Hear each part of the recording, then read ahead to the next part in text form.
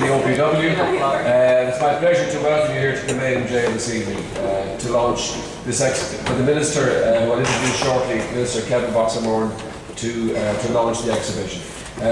Normally I would try and punctuate my introduction by some witty or pleasant or humorous remark, but I think the subject matter for the exhibition is of such seriousness that I don't think anything like that would be appropriate, so I won't do it for this occasion.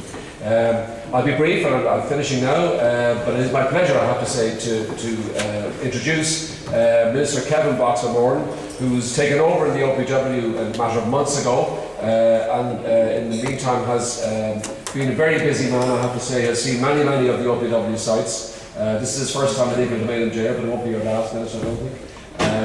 So we're delighted to have you, and it's my pleasure now to invite you to address the audience, Minister. Thank you.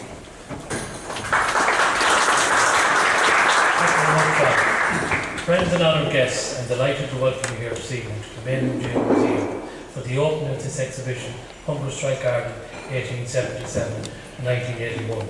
This exhibition arises from a project entitled Encapsulated Bodies, Hungerstrike and Internment 1912 to 1923, which was funded by Irish Research Council New Foundations 2015 Strand 3 scheme, and in collaboration between the museum sector of Kilmainham Gaol Museum and our academic partners in University of Limerick, Ulster University and Aarhus University in Denmark. The first part of this project was a symposium held in Kilmainham Gaol in October 2016. It dealt with themes of dark history, history of the body, cultures of display, material culture and oral history of hunger striking. This exhibition builds on that event and examines the history of hunger striking from the 19th century.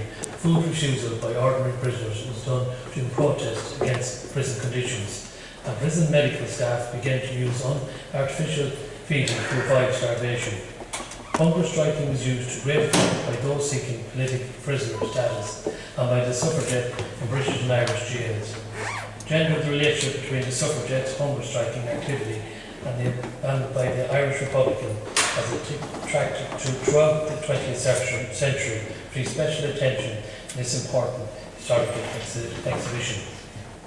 To mark the centenary of the death of Thomas Ashe following the unskilled force feeding on the 25th of September 1917, political campaign and the circumstances surrounding his death is a central component of this exhibition. Hunger striking prisoners pose a major ethical question for the medical profession, for those facing the dilemma of force feeding and letting prisoners starve. In 1975, the World Medical Association declared force feeding unethical. This exhibition emphasised the fact while hunger striking is a fundamental link to Ireland and it has a global history. The Northern Irish Troubles renewed public interest in the hunger striking. The controversial long-catch hunger strikes of the 1980s to 1981, in which 10 men died, including Bobby Sands, remains embedded in public memory. Yet, hunger striking was fairly common throughout much of the Troubles. This exhibition section focuses on two key events: the force feeding of the Winchester Raid, particularly Dolores Marion Price, in 1973 to 1934, and to the long-catch hunger strikes. This exhibition would not be completed without the assistance of the following investigators: Claire O'Brien, University of Limerick; Ian Miller, Ulster University; Laura McAnachie, Aarhus University, Denmark; and Niall Berrigan, manager of Kilmainham Gaol Museum. A special thanks goes to the following institutes who supported this exhibition with permission to reproduce their collection or borrow. They are the National Library of Ireland, the National Archive of Ireland, Royal College of Surgeons in Ireland, the Irish Film Institute, British Path, Irish Business Service, the Museum of London and Clare County Museum. The design team are Kevin Maguire, Design Services and Podium Event Manager.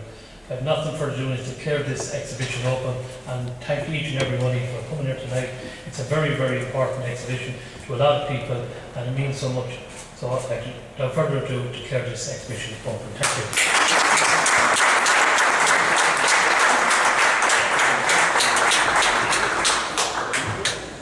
Thank you very much, Minister. There'll be one further speaker before we close proceedings, and it's my pleasure to introduce to you Professor Ewan O'Halloran.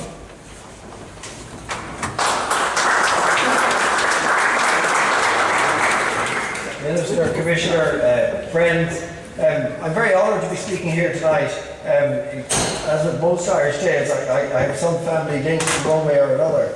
But before I just read out a little bit what I've written, can I just remark, as somebody who was first brought to Kilmainham in the mid-1960s, I think, when there had been the beginnings of an attempt to restore it. But even then it was not a very complete, if you like, piece of restoration and so on. Even in the 1980s, I brought my young sons here who had no interest whatsoever. In fact, the younger, Barry, was then just who picked up a little plastic container with colourful things in it, was about to put them in his mouth, and in fact it was a tray of rat poison, so I left.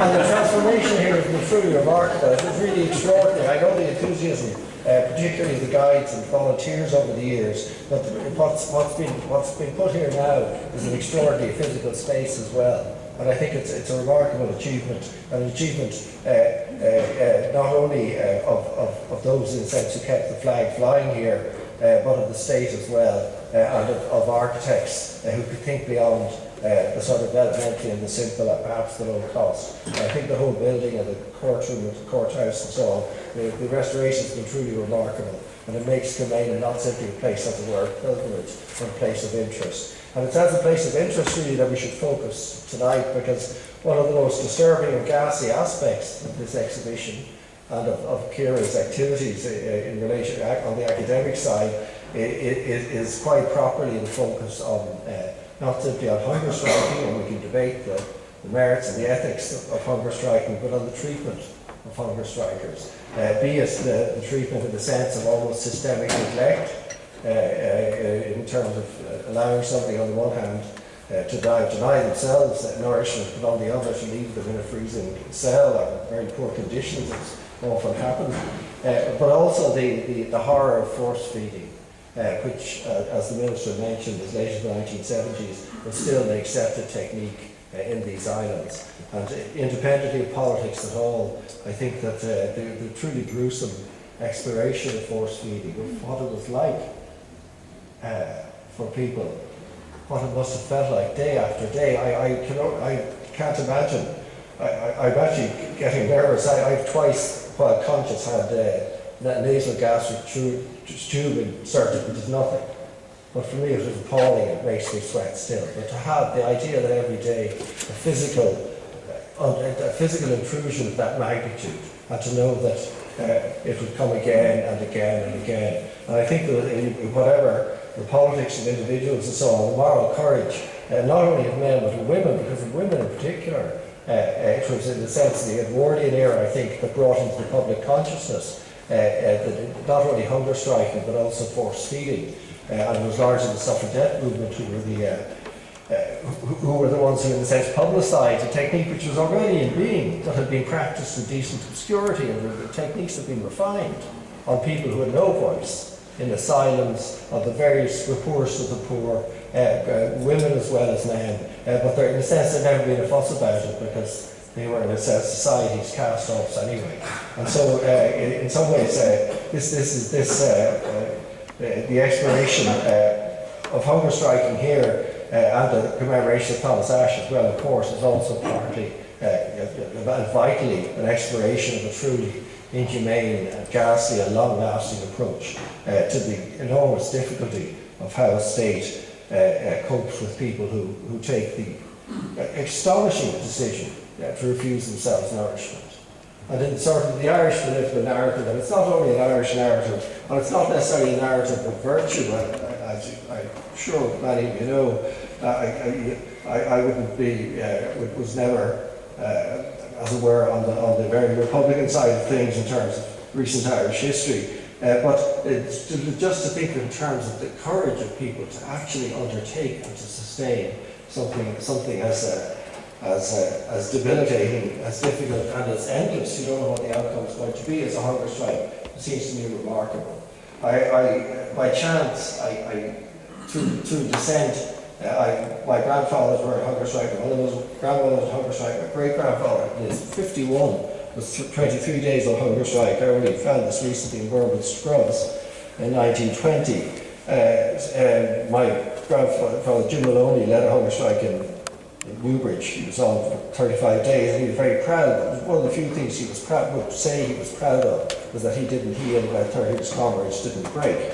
But these are kind of a personal stories, rather, if you like, and I look at them in a personal sense rather than in a political sense. And I do think to understand, we have to separate the political, whether we like it or not, from the individual choice and courage of people, be they Thomas Ashe, be they Bobby Sands and his comrades in 1980 and 1981, and just reflect on how on earth individuals could do this to themselves, how they could be, where they could find the courage and the determination and the will to go on when others died, or the will to go on when the families were saying, you know, you've made your point.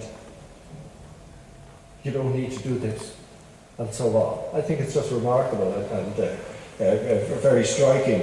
As I said, Hungerstrike isn't only an Irish political tool in the 20th century, and it's not always a successful one. I mean, because I'm a political historian, I remember people like, what's his name, Tony Darcy or McNeil, I can't even remember his first name, who went on hunger strike. They were Republicans who were.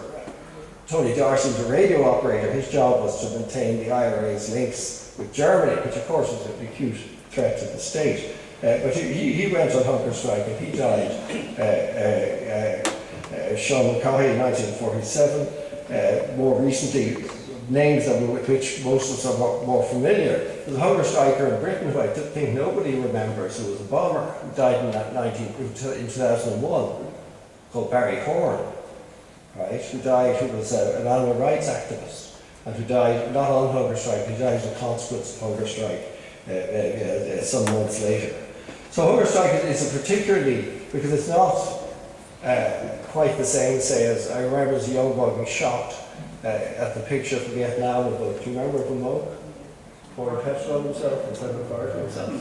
That was, I think, about 1965 or perhaps 66. It's not an act of self-immolation. It's not a choice, I'm going to die. It is on the sense of, it's almost the contrary. But if necessary, I'm willing to die. And these are very powerful choices to make, which are not quite the same as a soldier, if male or female nowadays. It's a different kind of choice, and they are quite remarkable, and I think they need studying in their own right. I've managed not to read any of my texts. You'll be pleased to hear. But I just conclude by saying, whatever our views of the motivations, of the personalities, whatever, of hunger strikes generally in a political cause, I think we have to stand in awe at the courage of people who undertake them. We have to think particularly of the people around them with their families. What it must be like. And we know from testimonies in 1980 and 81, just the shattering effects on families of seeing a loved one, very often a young loved one, going closer and closer and closer to death. And irrespective, as I say, of the issues and the politics, it is a ghastly and in some ways also a moving set of issues. And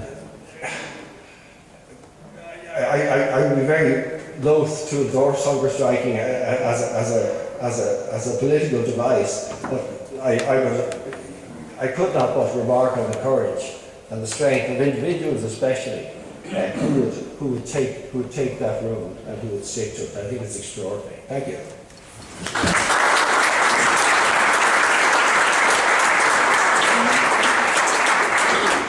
Thank you very much, Ewan and Minister. I commend the exhibition to you. Obviously, you had a quick glimpse of it, and I hope you will stay and enjoy the rest of it that you haven't seen. Highlight for me were the movie clips. I have to say, I didn't realise there was a clip of Terence McSweeney, and I thought I'd always known the story of how he died, but I've never seen a movie picture of him. And he's in the movie, he's smiling, he's a happy man, and there's a really, I thought, almost a juxtaposition of how happy he was in that film. He's joking with the cameraman, and the way he died not long afterwards. This juxtaposition there, which I thought was very poignant. Anyway, I commend the exhibition to you. I also, before we close, would invite you to, there's liquid refreshments. Some of you have them already, but for those that haven't, they're inside the room next door. People will be serving them going around. So again, you're very welcome. I hope you enjoyed the exhibition. Thank you very much for your attention. Cheers. Bye.